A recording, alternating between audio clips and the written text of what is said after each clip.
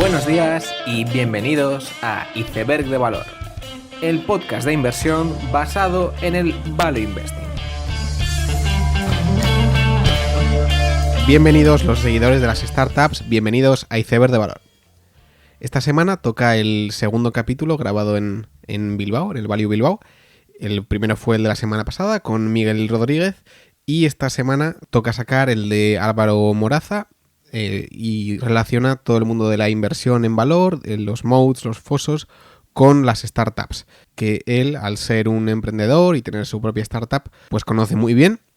Y bueno, además, como es aficionado al value investing, lo conoce también la escuela austríaca y otros temas pues tangentes, pues todo el episodio ronda en cómo se diferencia la inversión en una startup y la inversión en una empresa cotizada, o lo que sería el value investing, y bueno, las posibles similitudes y diferencias, y como concepto que se puede sacar de aquello para utilizar en la inversión o diferentes cosas que los unen. Para mí fue un placer hablar con Álvaro, se nos hizo corta incluso la charla, y ya le digo que si quiere participar más en el podcast, que tiene la puerta abierta. Y con esta pequeña presentación os dejo con el episodio. Bueno, hoy tenemos como invitado a Álvaro Moraza, que es un emprendedor, inversor y muchas cosas más. Pero bueno, quizás preséntate tú mismo, Álvaro. Sí, pues antes de nada un placer estar en uno de los mejores podcasts del mundo y parte del extranjero en el tema inversión. Y bueno, ¿yo quién soy? Soy emprendedor, digamos, antes que cualquier otra cosa, antes que inversor incluso. Emprendedor desde niño, desde pequeño ya montábamos cosillas, juguetes, ¿no? No juguetes como tal, sino negocios de juguete, en plan como vender tebeos y cosas así. Y luego, bueno, también me viene hecho mucho por tradición o herencia familiar, porque, digamos, mi padre ha sido emprendedor de siempre, montaron, o sea, aunque venimos de una tradición de unas 6 o 7 generaciones en el mundo del vino, mi padre ya, digamos, hace unos 30 y pico años pasaron a profesionalizarlo más y montaron una bodega, y entonces la vivienda que tenemos familia entonces vivíamos encima de la bodega, e incluso yo me acuerdo de pequeño de bajar, no hasta la bodega, sino hasta una ventanita que teníamos en las escaleras que daba conexión a la bodega, para llamar como a eso de las 9:30 de la noche, mediante un grito, una voz, a llamar a mi padre para subir a cenar. Uh-huh. O sea, en plan que esto de trabajar hasta las tantas y todo eso lo he mamado de siempre, trabajar los sábados, de atender clientes los domingos y todo esto cuando hiciese falta, ¿no? Y luego, bueno, también a los 15 años que estaba ya más metido en el mundo del deporte, montábamos clubes deportivos, concretamente de pelota a mano, que es el deporte que me apasiona a mí, ¿no? Y más adelante también con la Federación Riojana montábamos clubes y escuelas pues así por toda nuestra zona. Y más adelante, cuando ya cumplí unos 20 años, surgió la oportunidad de crear una empresa que prestaba servicios a piscinas, a temas de socorrismo, de temas de jardinería, de taquillaje, de mantenimiento de depuración, servicios de bar y todo esto, y montamos una empresa que todavía la mantenemos los veranos. Más adelante... Es curioso porque este tipo de empresas de servicios suelen ser bastante buenas. En Estados Unidos hay alguna que agrupa pues como todos los servicios de la comunidad, ¿no? Y suelen ser empresas bastante buenas, así que... Bueno, en cuanto a ese tema es difícil tener un moat, que manejamos aquí en el tema value, ¿no? Un foso, una barra defensiva realmente fuerte, porque al final tampoco es inventar la pólvora, o sea, no es nada complejo. Sí que puedes tener a nivel muy pequeño, en plan, pues por logística o por conocimiento de ciertas casuísticas de diferentes zonas, puedes tener unas ventajas, pero tampoco es algo donde, digamos, puedes crear un negocio multimillonario, ¿no? Pero hay algunas que es muy difícil, o sea, al ser algo que se considera como muy por defecto, de, bueno, pues mantenemos con esta compañía y punto, y te suben los precios y se mantiene igual. Pero bueno, Sí, bueno, subirán los precios hasta que llega el otro y te diga, oye, te lo doy por menos, seguramente, ¿no? Puede ser. Y bueno, a partir de ahí yo luego más adelante, en temas y emprendimiento, digamos un poco la parte ya de esto, entré en una especie como de club, empresa que era un club de inversión, que entré yo pues, cerca de sus inicios y entonces ayudé al que era entonces fundador, Pau Antó, a organizar el club, a hacerlo crecer y demás y montar secciones. Y dentro de esta entidad lo que un poco me centré yo más era la parte de gestionar oportunidades, tanto del deal flow, de conseguir oportunidades, analizarlas, hacer un filtro y pasárselas a los inversores en cuanto al tema de pequeños negocios y sobre todo startups, ¿no? Que es un poco lo que también me había centrado yo, ¿no? Entonces, un poco esto es la parte, digamos, de emprendimiento. Y mi parte de formación, digamos, mi formación de base es el tema del deporte, las ciencias de la actividad física y el deporte, que me especialicé dentro de ellos en el alto rendimiento y la gestión, y dentro de esto compatibilizaba con otros estudios, como era el tema de un máster, o sea, unos máster de gestión, un MBA posterior, temas también me metí en temas de becas de investigación. Y luego, sobre todo, bueno, acabé también cursando un máster de alto rendimiento del Comité Olímpico y un poco aunando esas dos partes, ¿no? El alto rendimiento y la gestión, la empresarialidad, ¿no? Y luego también, sobre todo, toda mi vida me he conocido siempre estudiando y aprendiendo cosas y afortunadamente vivimos ahora en una época en la que para aprender todo lo que quieras no necesitas ni tener muchísimo dinero como podría ser antes, o sea, ahora lo que tienes que tener es ponerte, y porque con internet, los mocks y todo esto, pues puedes aprender prácticamente lo que quieras, ¿no? Entonces eso, me especialicé un poco en el tema de economía y finanzas en esa parte y luego también me especialicé más en la parte de emprendimiento, que es algo muy interesante y que ves cómo, por ejemplo, en los sistemas educativos estatales van con un atraso brutal, porque hoy día, o sea, año 2018, hablo con alumnos de empresariales y no saben ni lo que es Lean Startup, que es la metodología principal que viene de la Universidad de Stanford, que ya 20 y pico, bueno, prácticamente 20 años, surgió en 2001 más o menos, o sea, 17 años en boga, ¿no? Y que venía de antes. Y el tema de Design Thinking, o sea, que hay un montón de cosas que llevan demostrándose científicamente que son mucho más eficientes y en las universidades no han oído ni hablar de ello, ¿no? Y más, bueno, a partir de esto ya entré, una vez que ya gestionaba esta parte de inversión en startups y demás, me centré más compatibilizaba también con el emprendimiento de startups, estuve en varios proyectos y luego ya en el último en el que finalmente estoy, en la startup en la que estoy, que es Sukan, y es un poco la que estamos metidos, ¿no?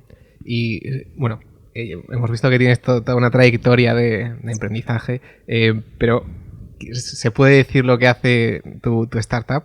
¿O? Bueno, podemos decir lo justito porque estamos, digamos, metidos en la cueva, como dicen, ¿no? Desarrollando. Sí hemos hecho validaciones. Podemos decir que vamos orientados al mundo del rendimiento deportivo, ¿no? Y de la eficiencia en esos procesos y aplicando tecnologías punteras, ¿no? Y ahí es un poco que luego podemos desarrollar, ¿no? La parte de los modes dentro de las startups y si se pueden plantear o crear modes desde el nacimiento, ¿no? O al menos concebir cómo planteas conseguirlo. Nosotros nacemos ya con la idea de nacer con mode, prácticamente, ¿no? Entonces, un poco eso, las fases en las que estamos son validaciones. Hemos hecho validaciones, estamos en las fases de desarrollo y esperemos que nos alargue mucho para sacar el primer producto comercial. Pero bueno, digamos que va orientado al deporte, al rendimiento, y contamos con tecnologías de inteligencia artificial de cara a facilitar, a mejorar todos estos procesos. A traer un poco el futuro, ¿no? al mundo del deporte. Vale. Y bueno, ya hemos visto que tienes toda una experiencia en todo este ámbito, pero también descubres el mundo de la inversión, que digamos es algo paralelo, como yo lo veo. ¿Y cómo es esto en ti, sabiendo que quizás tú no tenías la inversión desde cero, sino que fue el aprendizaje y luego la inversión, ¿no? Yo esto en su día lo veía como... hay una apreciación en las startups, sobre todo cuando hay pitches que se presentan los proyectos a los inversores, y me recuerda un poco la sensación como cuando el alumno se pone ante los profesores, ¿no? Y digo, joder, pues voy a ver qué hacen los profesores de este mundillo, es decir, los inversores, qué es lo que hacen y así ver qué es, o sea, qué es lo que tienes que hacer para hacerlo bien. Entonces, luego descubrí también que Warren Buffett decía algo parecido, ¿no? De soy mejor inversor porque soy empresario y soy mejor empresario porque soy inversor. Es decir, entender los conceptos de uno son importantes para el otro y los del otro para el uno, ¿no? Entonces, un poco lo que me metí en ese mundillo. Dentro del club este de bolsa en el que estaba, tocaba más esta parte de los negocios y el emprendimiento y demás, porque es el que conocía yo. Y había otros, por ejemplo, inmuebles, que no me gustaban, no me resultaban interesantes. Y había otro, que era el de la bolsa, en el que no me metía, precisamente porque no lo entendía. Digo, ¿qué es esto de sube, baja? No sé qué. Tenía un compañero ahí que recuerdo que me decía, pues mira esta petrolera noruega, que tiene ahora un hombro, cabeza y hombro, y dentro de no sé qué tiempo va a bajar. O sea que, digo, joder, pues voy a ver cómo baja esto, ¿no? Digo, me parecía un poco como mágico todo aquello. Pero bueno, como no lo entendía, no me metía. Descubrí eso un poco más adelante, que luego había un concepto que era el de círculo de competencia. Y digo, bueno, tonto del todo no soy. Si algo no lo entiendo, no me meto en ello, ¿no? Y bueno, un poco esto, y analizando más esta parte me metí más en la parte de estudiar economía, y digo la escuela austríaca de economía. Y a partir de ahí vi que, al menos en España, estaba muy relacionado que mucha gente que conocía esta economía, esta escuela, se metía en el tema de la inversión value. Pues tenemos a Paramés, tenemos a Álvaro Guzmán y demás, y otros cuantos. Iván Martín también toca aspectos. Y luego vi, claro, entendí, digo, joder, explicaban el value, digo, joder, si es que es cierto, si es que esto es lo que conocemos, ¿no? Una empresa produce esto, por tanto, si el dinero a largo plazo hay que aplicarle un descuento de la preferencia temporal y demás, pues al final es que tiene todo el sentido, ¿no? Entonces, la empresa vale la cantidad de valor que vaya a generar en el futuro, de dinero que pueda dar, ¿no? Y da igual el precio, que si sube o baja, eso es precisamente lo que te da la opción de comprar o vender, porque crees que, coño, me están vendiendo duros a 4 pesetas o me están comprando al revés, ¿no? Pues entonces, es un poco donde vi el sentido y digo, joder, esto ya lo entiendo. Y entonces a partir de ahí me metí en el tema de la bolsa, porque, como decía anteriormente, con eso de los cabezas hombros no había ningún sentido. Digo, me parece mágico.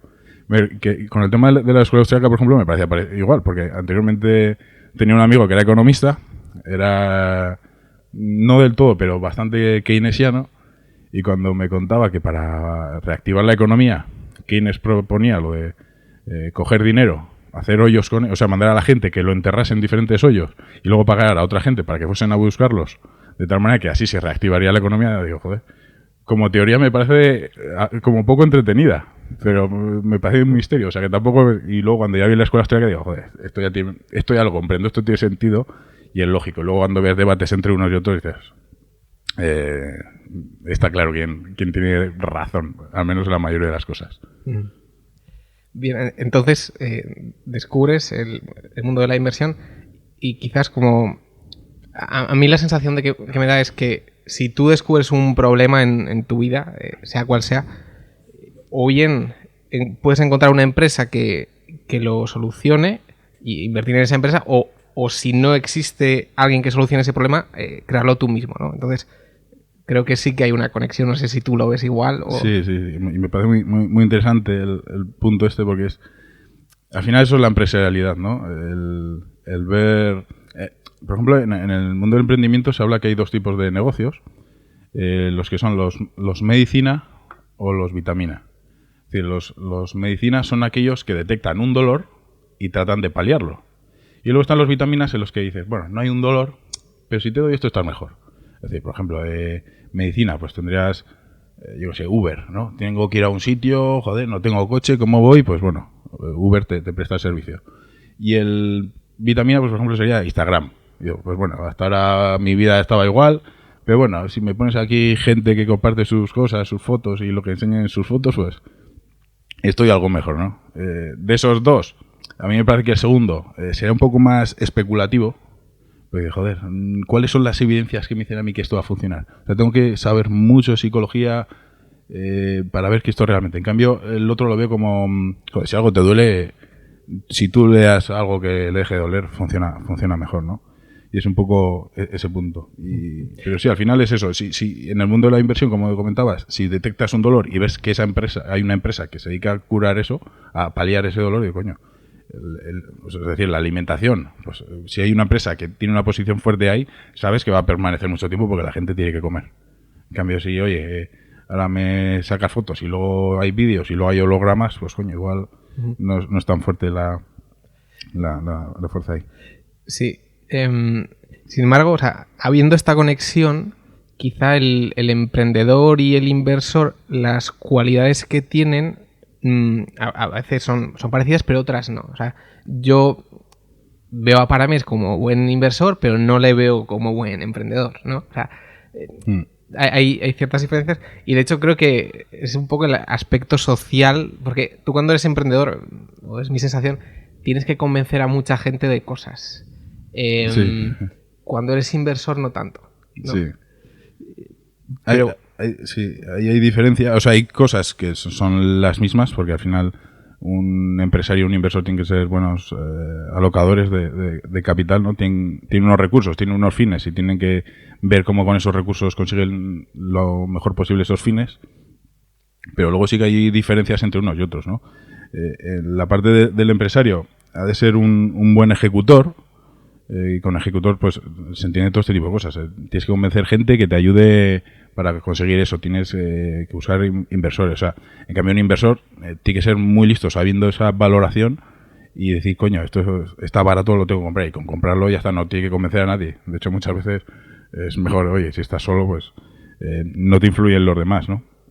Y luego también sí que es cierto que el emprendedor tiene que ser creativo, tiene que buscar esas otras opciones, mientras que el inversor quizás tiene que ser más el darse cuenta de que esa otra persona tiene esa capacidad de creación de esas soluciones, ¿no? Es un poco más diferente. Luego también un emprendedor o un empresario, vamos, que es lo mismo. Emprende, no me acuerdo cómo decía Huerta de Soto, ¿no? Que al final viene a ser el poner cura a esos males que uno tiene. Pero sí, el inversor, por ejemplo, está más diversificado, mientras que el empresario está más concentrado en un solo negocio y entonces tiene que dedicar más recursos, tanto monetarios como temporales, a ese negocio, ¿no? Y entonces el otro tiene que ser muy capaz, el inversor tiene que ser muy capaz de sacar lo máximo posible de esas necesarias empresas diversificadas, y el otro tiene que manejar, el emprendedor tiene que manejar muy bien ese solo negocio. Aún así, sí que hay ciertas técnicas y bueno, yo creo que se usa mucho en startups que luego ves a Pat Dorsey o inversores muy buenos y con muchos recursos que si quieren estudiarse una empresa se van a esa empresa, hacen incluso encuestas. Entonces esto enlaza un poco con las técnicas que se usan en startups para ver si el producto vale o no vale. Entonces, ¿hasta qué punto crees que se pueden usar estas técnicas como inversor? Sí, a ver, en el emprendimiento hay al menos 2, 3, digamos, luego hay más anexas, ¿no? Y se entremezclan entre sí. Pero digamos que hay como 3 artes o 3 metodologías que tienen su ciencia detrás, como son el Design Thinking, ¿no? El Lean Startup, y luego, bueno, podríamos hablar de la parte de ejecución de las metodologías ágiles. El Design Thinking, lo que es, bueno, esto es en inglés, ¿no? El pensamiento de diseño, por decirlo en castellano. Es un conjunto de artes o de procesos en los que, aplicando la ciencia y la psicología, tratas de sacar un conocimiento lo más veraz posible de un potencial cliente o de un potencial mercado, ¿no? Entonces, tú haces experimentos de tal manera que, o sea, por bajarlo a la tierra. Dices, yo quiero montar un negocio sobre algo, o manejo un área concreta, lo que sea, la panadería o lo que sea. Entonces, tú vislumbras en tu cabeza unos potenciales clientes a los que te gustaría satisfacer, y en el Design Thinking lo que tratas es de empezar con una fase de empatía. Entonces, convives, entre comillas, con ellos, viendo qué es lo que le duele qué es lo que esas frustraciones que tiene. Y entonces tú diseñas, digamos, hay varias estrategias para, digamos, estructurar ese tipo de cliente en diferentes, se utilizan muchas en tema de murales y más, donde tú plasmas cómo concibes a ese tipo de persona. De hecho, hay una técnica que es la técnica persona, que es decir cómo es esa persona concreta, que no tiene por qué existir, pero podría existir, y centrarte mucho en todos esos, digamos, en todas esas características, lo que le duele, cómo percibe el mundo. Eso no necesariamente exige de encuestas, sí, por ejemplo, de entrevistas, donde hay esas diferencias, porque ya sabes, en las encuestas todo el mundo ve los documentales de la 2, nadie ve Telecinco, pero luego ves las estadísticas y ves que es al revés, ¿no?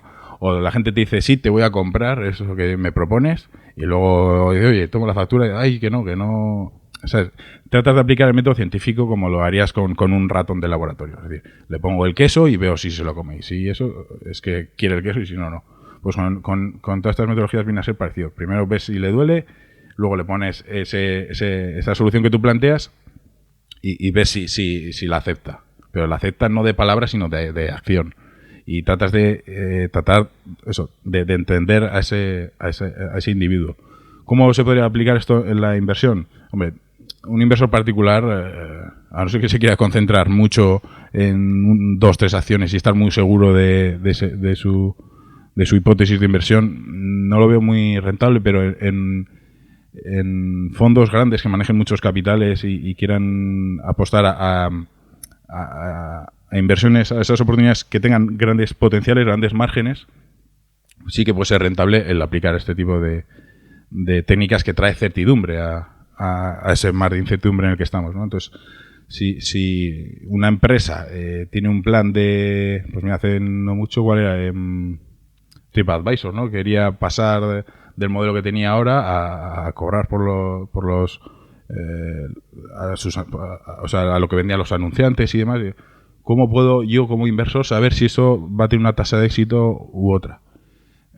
Podrías plantear, o sea, si tienes mucho dinero que gestionar, pues a lo mejor sí que te sale rentable el hacer experimentos de este tipo donde tú localizas ese tipo de clientes, consigues una masa suficiente, le vendes tú el anuncio de que ya puedes hacer eso con Instagram y ves si clicarían, si comprarían desde eso que tú le vendes. O sea, podría ser un anuncio, podrías ver, al menos testar.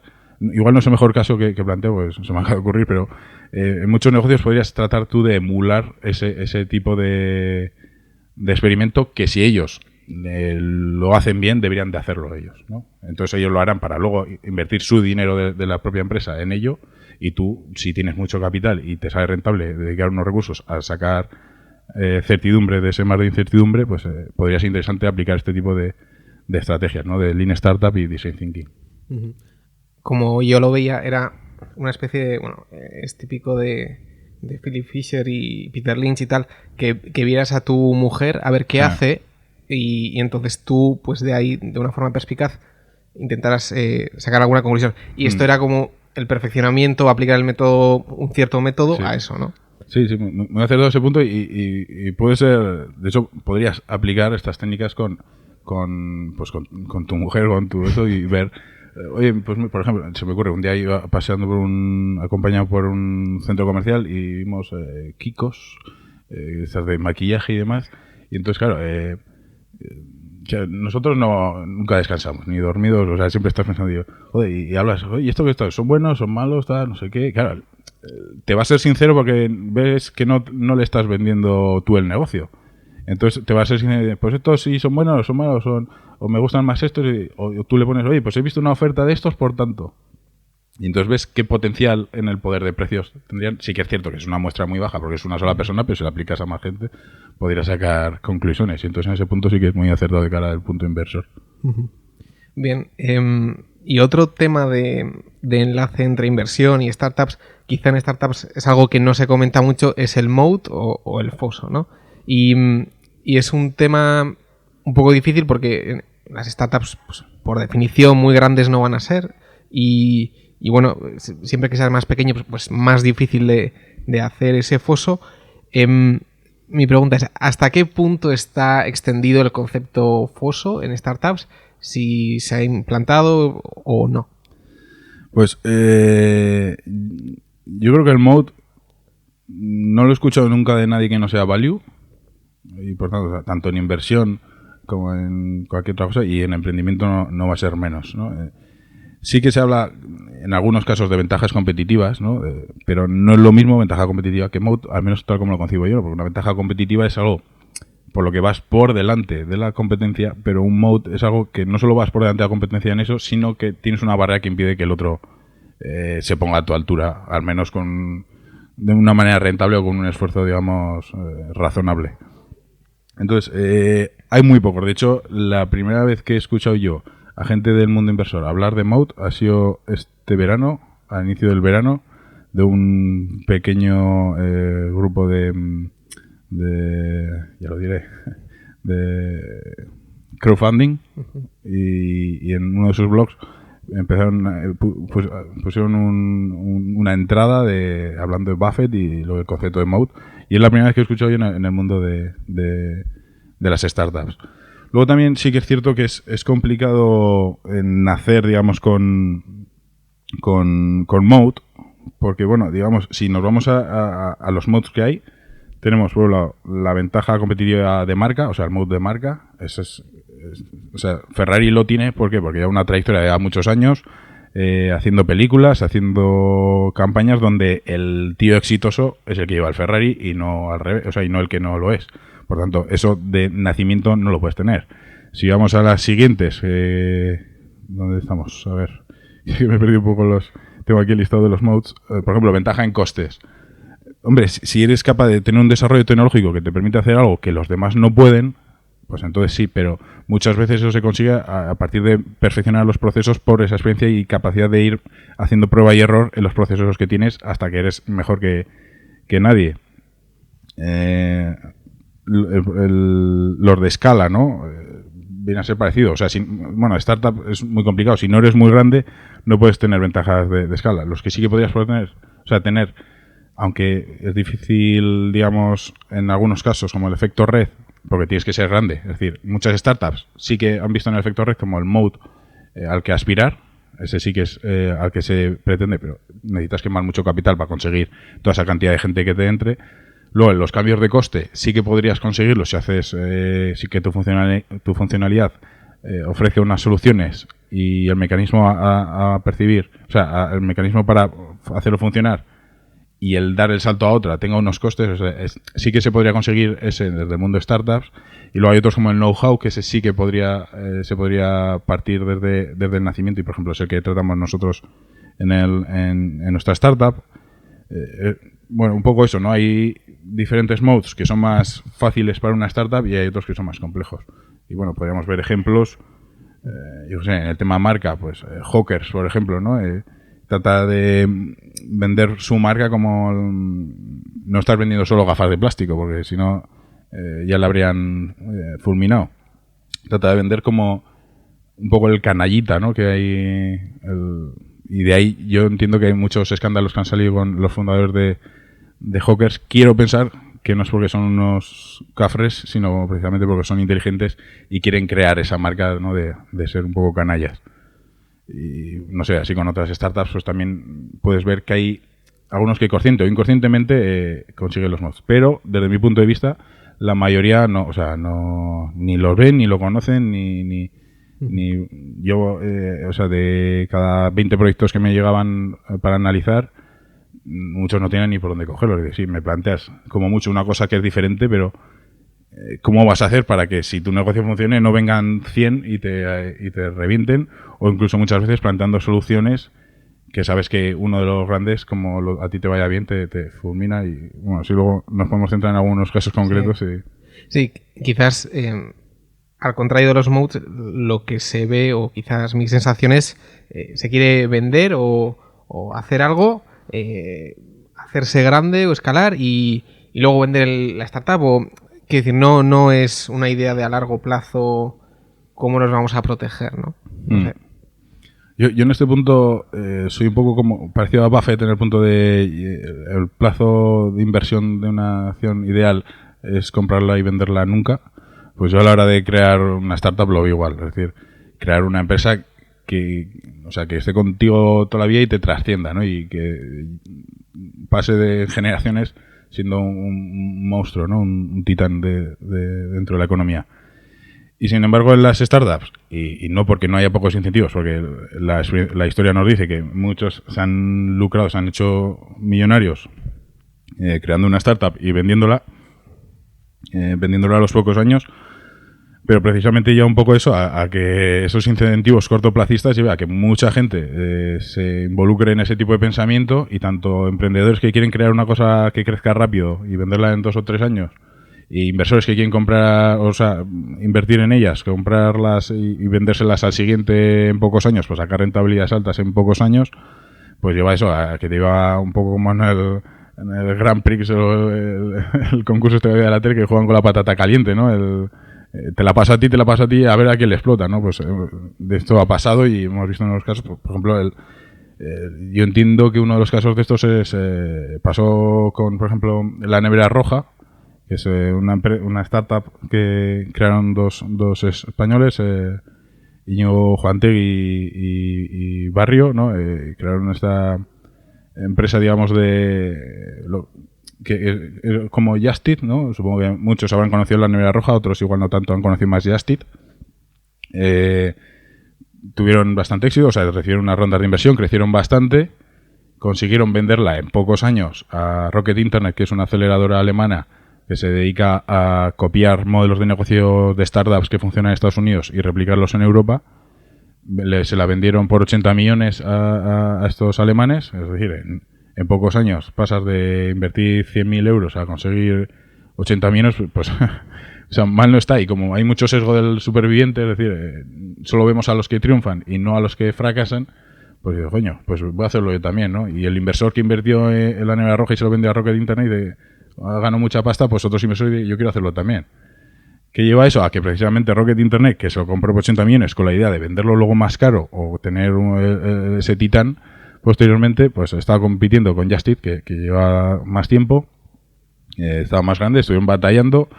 Rocket Internet le ofreció varias veces a Just Eat venderle la compañía, y Just Eat no le parecían buenas las ofertas o no estaba nada interesado, viéndose más fuerte que la Nevera Roja. Y bueno, el caso es que acabaron vendiendo por un precio mucho más bajo, cercano a la mitad, no sé si era un 60 o un 40% más barato por lo que le compró Rocket Internet, ¿no? Y algo parecido me temo que puede pasar a la gente que invirtió en Wallapop. Wallapop, que igual sí que es más conocido también por la gente, porque desde su nacimiento, muy pronto a su nacimiento, recibieron, pues bueno, invirtieron ellos. Digamos que Wallapop nació de unos emprendedores que habían tenido éxito. Unos había creado un Mundo Anuncio, que era una especie de, bueno, anuncio de clasificados anteriormente, que se lo vendió a OXL, que es una empresa también de clasificados más grande, la cual compró Naspers, que en el mundo varios conocía Naspers.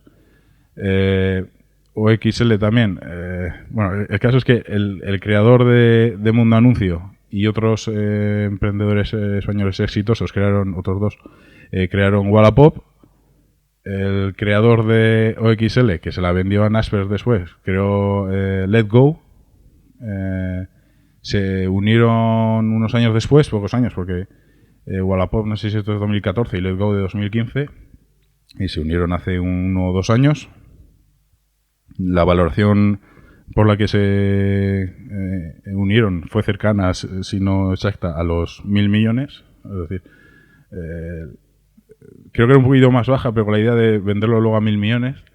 Y claro, recibieron rondas de inversión, no solo previas a esta fusión, sino después, en torno a 100 millones antes y otros 100 millones después, o algo así. Y empezaron a vender Wallapop a otros inversores a 1.000 millones, veía que nadie la compraban. Bueno, pues vamos a bajar un poco, lo bajaron a 800, tampoco la compraba nadie. Bajaron a 400, tampoco nadie. Y creo que la última vez que se tasaron un poco, ¿no? O hicieron una estaba cerca de 350, es decir. Y ahora vemos a Facebook, que saca su marketplace dentro de su plataforma, que conoce mejor que nadie a los clientes, que tiene muchos más usuarios que nadie, y te puede fulminar en cuanto se esfuerce un poco en darse a conocer, pues a ver qué haces con Wallapop, que a lo mejor funciona y tiene un éxito brutal, pero tiene esos riesgos ahí, que este efecto de querer crear y venderlo, pues tiene sus contraindicaciones, ¿no? Sí, y también has mencionado el fenómeno de copiar una cosa que ya ha funcionado en una determinada geografía y tú la traes y haces una especie de arbitraje geográfico. Pero bueno, eso puede funcionar, entiendo yo. O lo ves también como algo que intrínsecamente es también para venderlo y olvidarte. Sí, es el modelo copycat, ¿no? De copia-pega, ¿no? Que sería un poco... Pues hay muchos que aquí en Europa Rocket Internet es una empresa, o sea, una aceleradora, una empresa que lo hace muy bien, a pesar de haberse comido un poco algún error, como hemos visto, ¿no? Pero les está yendo muy bien. Aquí en España hay varios que están haciendo ese tipo de modelo. Está Demi, una startup, está Encomenda, creo que decía, bueno, alguno de los entes que tiene Carlos Blanco dentro de su círculo, donde precisamente se dedican a eso, y es un modelo que está muy bien, porque si hay algo que ha funcionado en Estados Unidos, te quitas mucha incertidumbre, es decir, muchas de las hipótesis de tu negocio ya están validadas en un mercado que, bueno, son americanos, no son europeos, no son quizás españoles o no son italianos, pero tienen dos ojos, comen, respiran y duermen, ¿no? Entonces, muchas incertidumbres te las quitas, digamos que la mayoría, y entonces replicarlo aquí tiene mucho sentido. La cosa es que, claro, no eres el único. Hay muchos que... nosotros, por ejemplo, empezamos con unos socios que les gusta este modelo de copycat. Me propusieron hace unos años montar un copycat de Instacart, que no sé si es muy conocido por la audiencia, pero bueno, es un modelo en el que tú haces la compra, digamos, desde el móvil y te lo llevan a casa. Empezamos con ello y ya en España había uno que ya conocíamos. En Europa había algunos otros y al poco de arrancar nosotros salieron otros en Valencia, salieron unos cuantos, o sea, había muchos y al final no se veía tan claro y lo dejamos. Por ejemplo, uno de los socios míos en aquel proyecto, Eloy Gómez, que le está yendo muy bien con otro modelo parecido a un copycat, que es Mr. Jeff, por ejemplo, un proyecto en el que tratan de copiar algún modelo que hay en Estados Unidos que ha ido más o menos bien, que es el de, digamos, lavandería, por decirlo de alguna manera. O sea, es una aplicación que ofrece servicios de lavandería, un poco con diferentes, digamos, variedad, ¿no? A la hora de pues lavar desde el traje ejecutivo a la ropa diaria, a las sábanas y entonces es un modelo que han copiado y ahora lo están adaptando. Por ejemplo, están mucho en el mercado sudamericano y han mutado a un modelo un poco más de franquicias, donde ellos ofrecen digamos, el servicio, todo lo que es la parte tecnológica y la parte más y la parte también logística y la parte más de lavandería y demás y de ese crecimiento sucursales por el mundo lo están haciendo vía franquicias. Entonces, no sé cómo los irá. Hasta ahora, pues bueno, están haciendo cosas, han tenido buenas inversiones y les deseo mucha suerte ahí. ¿Y la gente subcontrata lavar la ropa? Sí, hombre, por ahora sí. Se han expandido por todas las... Hombre, hay diferentes perfiles, ¿no? Hay gente que se lo puede permitir más, otros menos. Hay algunos que te puedes permitir para un tipo de lavandería y otro tipo no. Yo sé, pues igual los trajes sí, pero la ropa del día a día no. Pero bueno, su mercado tiene y la verdad que es un servicio que es útil, ¿no? Si puedes ser tú más productivo, si vamos otra vez al punto de vista de la economía y de ser más eficiente y ahí tú puedes ser más eficiente haciendo otras cosas que lavando la ropa, pues puede tener mucho sentido, sí. Entonces, hemos hablado de diferentes startups y si bien pues muchas veces decimos, bueno, esta idea me gusta o creo que puede funcionar, la valoración sí es algo un poco más difícil, ¿no? En un negocio tradicional tienes unos flujos de caja, unas ventas más o menos estables. Yo lo que veo es que en una startup tienes mucha más fe en principio. Entonces, ¿cómo hace una persona para valorar eso? Sí, aquí juega la certidumbre, ¿no? En un negocio que lleva 20, 30 o 100 años, como lleve una Coca-Cola o así, pues bueno, tienes un historial que te permite ver que la gente bebe Coca-Cola, ¿no? Entonces, en otros negocios que son más inciertos, pues es más complicado ver esa parte, ¿no? Entonces te centras un poco más en otras variables que no son las contables. Y entre otras cosas porque no puedes ver un histórico para valorar. O sea, una empresa que se ha creado hace 1 año o 2 años y aún así te encuentras en estos días gente que ofrece financiación para startups y te pide el histórico. Y yo, bueno, muy bien.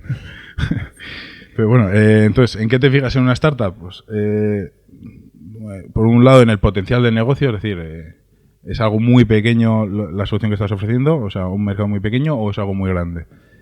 ¿Hay muchos competidores ahí o no? La capacidad, y esto es muy importante, el equipo. O sea, ¿quién va a ser ese equipo que va a meter esos goles, ¿no? Es decir, son capaces, saben lo que hacen, tienen esas capacidades, son capaces de resistir, de ser flexibles, de encontrar esas soluciones, de jugar bien esa partida de ajedrez o no. Luego también un poco ese nivel de incertidumbre en según qué fase estés, ¿no? No es lo mismo un proyecto muy incipiente, recién creado, o incluso como pasaba antes, ahora no tanto, pero antes se invertía incluso en PowerPoints, como es el caso de Dropbox, es la nube, ¿no? Esta en la que podías subir tus archivos.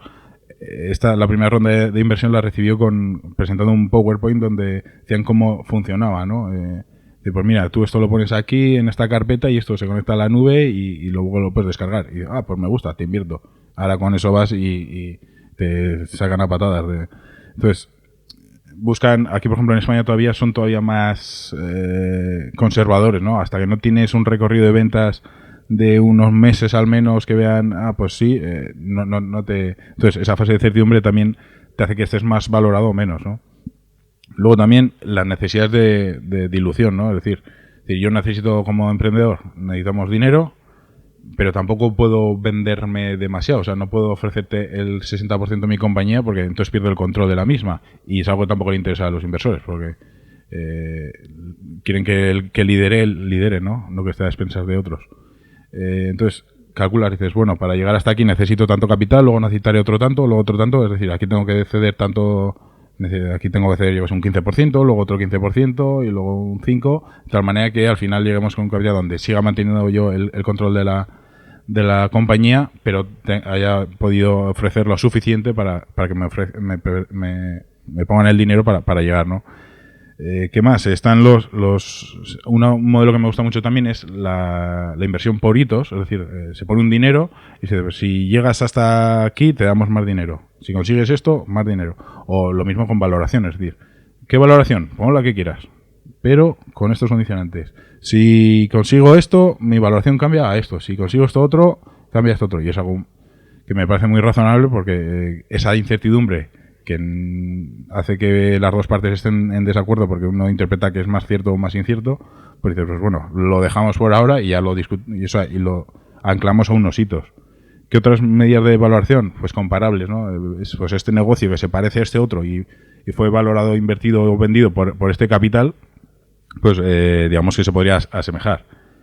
Y otro también, que es un modelo que no me gusta, es el de los costes, ¿no? Porque nada se puede valorar por costes. Bueno, los emprendedores llevan mucho tiempo en este negocio, llevan 2 años, a tanto la nómina de lo que sería cada uno, y esto sin cobrar nada. Pero bueno, como no es lo mismo coste que valor, ni que precio, ¿no? Los de necios confundir valor y precio, ¿no? Pues esto sería un poco parecido. Y luego ahí está ya lo último, que no sería tanto la valoración, porque la valoración la puedes hacer con uno de estos factores, pero luego está el mercado, es decir, la negociación.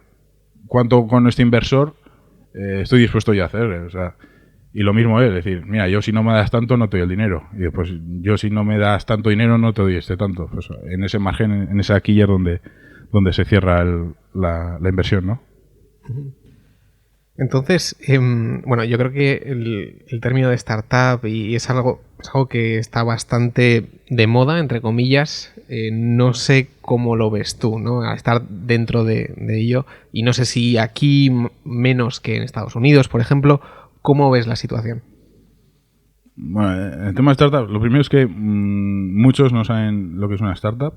Si vamos a la definición concreta, una startup es un grupo de personas en busca de un nuevo modelo de negocios, importante, un nuevo modelo de negocio que sea viable, escalable y repetible. Eso es la definición de una startup. Y hay muchos que llaman startup a una empresa tecnológica, hay muchos que llaman startup a cualquier tipo de emprendimiento, a cualquier cosa que tenga que ver con Internet, y eso no son startups. Hay que entender lo que es una startup porque no necesariamente tiene que estar relacionada con Internet, aunque Internet le ofrece esa escalabilidad a la mayoría de esos negocios y por eso están tan vinculados a Internet, pero no es lo mismo. Y en cuanto a la moda y demás, sí que es cierto que no es que haya burbujas, sino que ha habido gente que se ha metido sin saber exactamente qué es lo que estaba haciendo, pero de ahí han surgido, o sea, se ha creado riqueza, se va a seguir creando riqueza. Es decir, esto no es nuevo en realidad, siempre se han creado negocios, siempre ha habido emprendedores, simplemente que la economía cada vez va más rápido, Internet y las tecnologías ha abaratado los costes de una manera brutal, de que cualquiera puede crear una empresa, yo que sé, un Facebook, pues un tío en un garaje con un ordenador ha creado una de las empresas más grandes del mundo, y así otros tantos, los tíos de Google, el tío de Amazon, y vemos que entre los 10 más ricos del mundo hay 6 que lo han hecho partiendo de su cabeza y su ordenador. Entonces, eso permite que, así como hace unos años, hace unas décadas, o tenías un capital brutal para crear una fábrica y generar a partir de ahí rentas, ha pasado a que ya no necesitas una fábrica brutal que antes solo los reyes podían llegar a tener, a que un chaval en un garaje lo puede hacer. Y de hecho, Jeff Bezos, el fundador y dueño de Amazon, dice que precisamente no teme a otros competidores, sino que teme a esos dos chavales que estén en un garaje tramando la próxima disrupción, porque precisamente el que ha vencido a uno que antes dominaba no era alguien que hacía lo que hacía él mejor, sino el que disruptía un mercado. Jeff Bezos no ha superado a los grandes centros comerciales haciendo un mejor centro comercial, ¿no? Ha hecho haciendo una cosa totalmente diferente. Y así en todos los sectores. Entonces, es algo que no es moda, es algo que lleva toda la historia, simplemente que se acelera como va a seguir acelerándose. O sea, ya si ahora cuesta crear una startup 5 años, dentro de unos años estamos hablando de 3 y luego las cosas van a ser mucho más rápidas. Quizás lo que yo veo es que sí es verdad que esta gente creó sus empresas en garajes, ¿no? Quizás hoy en día sí que parece más difícil crear la super app o el siguiente Google parece difícil de crear. Entonces, mi sensación es que ciertas cosas están bastante copadas, es decir, ya no se va a hacer otro buscador, ¿no? Parece, ¿no? O el próximo Amazon quizá no se hace. Entonces, esos campos sí que están copados por estas empresas, mientras que quizás ellos lo tuvieron fácil o más fácil de lo que lo puede tener una empresa ahora. Entonces, las startups de ahora deberían mirar otros campos, como puede ser inteligencia artificial, machine learning, etcétera. Es decir, quiero decir, el ver que es fácil hacer una app quizás entra en contradicción con estos megaconglomerados, ¿no? De Google, Amazon, y que hay cierta consolidación en el mercado. Entonces, ¿cómo ves tú eso? Esto es como el que lleva el garaje, el coche al garaje, al mecánico, y dice, oye, que me hace este ruido y no me arranca bien, y llega el mecánico, te aprieta la tuerca y dice 200 euros. 200 euros por apretar una tuerca. No, 200 euros por saber qué tuerca hay que apretar, ¿no? Entonces, crear Google es fácil. Bueno, es fácil ahora que sabes cómo lo han creado los de Google, ¿no? Vete a decirles que era fácil cuando estaban creando una cosa para... ¿Quién usaba Internet en el año 2000, ¿no? En el año 99, pues 4 frikis. Y esto va a ser la releche. Todo el mundo va a usar esto. Si tienes cierta visión, lo puedes ver. Aún así, competirás con otros que tengan esa visión. Y, o sea, fácil no fue. Sí que es cierto que competías con menos, pero también con menos certidumbre. Ahora ya ves que si creas un Google ahora, me parece que, claro, a ver cómo quitas a Google, ¿no? Ahí es donde aparecerá la dificultad, que ellos lo han hecho y han triunfado con ellos. Entonces, crear otro buscador, o sea, lo que te decía antes, ¿no? Hacer lo mismo que hace otro y desbancarle, muy complicado. O sea, imposible no hay nada, pero vamos, esto está cercano a eso. Entonces, lo que permite esto es que surjan nuevos mercados, ¿no? Océanos azules, como se diría en el... O la destrucción creativa, ¿no? De Schumpeter, unos mercados ya se copan y se destruye a todos los competidores, pero surgen nuevos mercados que antes no existían. Y es que lo estamos viendo cada día. O sea, la mayoría de la gente así un poquito que se ha formado está dedicándose a profesiones que hace 5 o 10 años no existían. Y esto va a ir cada vez más rápido. Entonces, ese es el tema. Bien. Sí que es cierto que también ahora es más difícil por el tema de que creas algo. Bueno, más difícil no. Simplemente se crea un mercado que todavía está azul, como podría ser cuando tú dices, pues mira, hace, yo sé, 50 años, voy a montar una farmacia en el pueblo que no hay. Y pues bueno, hay un pequeño, no sé si océano azul, un lago azul, ¿no? Lo creo y ahí nadie va a competir conmigo. Vale, o como mucho el del pueblo de al lado que también tiene farmacia. Ahora lo haces a nivel global, ese es el tema también. Que creas algo en un océano azul, que sí que es océano, no es lago, pero la misma idea que has tenido tú la tiene otro en Singapur y otro en Tokio. Entonces, tienes que competir con ellos también. Sí, quizá el emprendizaje tradicional quizás era más el bar o montarse de tu tienda, Sí. y quizás eso ha muerto en parte porque normalmente el emprendizaje ahora es más global, ¿no? O sea, al ser más global, o sea, tienes que hacer como un producto que sea casi el mejor del mundo. Entonces, la barrera es bastante alta. Entonces, yo creo que sí que hay una transición en lo que es un negocio o una startup. Sí, antes, digamos, tenías que ser el mejor satisfaciendo una necesidad más o menos general de la gente, pero a un mercado pequeño.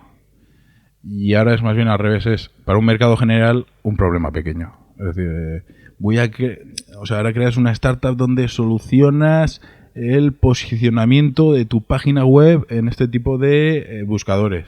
O creo una startup que te permite, pues yo qué sé, por ejemplo, una que está mirando, con inteligencia artificial detectar los problemas oculares del ojo a partir de análisis. O sea, es una cosa muy concreta de un mercado que si la población fuese pequeña no tendría ningún sentido, pero que a nivel global tiene mucho sentido.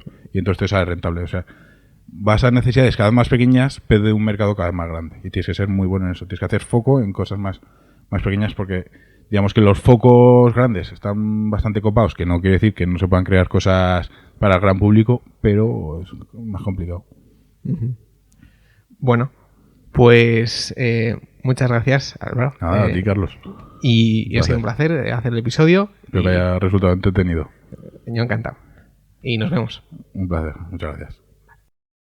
Bueno, y así termina el episodio de esta semana. Como notaréis, el Carlos no de la semana anterior, sino el de esta semana, porque el episodio estaba grabado, está un poco acatarrado y estoy un poco acatarrado, de modo que, bueno, no sé si esto va a ir a peor o va a ir a mejor, pero si por lo que sea no hay capítulo la semana siguiente, es que, bueno, estoy enfermo o tengo más catarro o no tengo voz o lo que sea. Pero bueno, espero que haya y no vaya más esto. Así que, bueno, espero que os haya gustado. Dadle like en YouTube, iVoox, escribid un comentario. Nos vemos la siguiente semana y seguid aprendiendo.